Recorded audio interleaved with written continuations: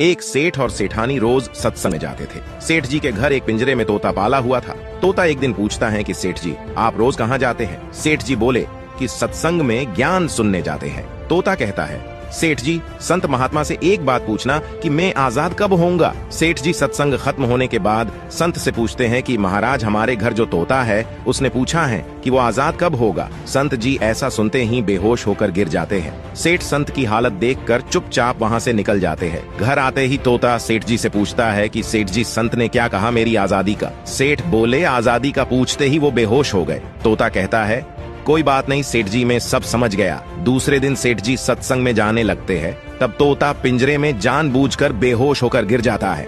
सेठ जी उसे मरा हुआ मानकर जैसे ही उसे पिंजरे से बाहर निकालते हैं तो वो उड़ जाता है। तब संत ने सेठ जी से कहा कि देखो, तुम इतने समय से सत्संग सुनकर भी आज तक सांसारिक मोह माया के पिंजरे में फंसे हुए हो, और उस तोते को देखो, बिना सत्संग में आए मेरा एक इशारा समझकर आजाद हो गया। आप ये कहानी से क्या समझें, कमेंट में बताना।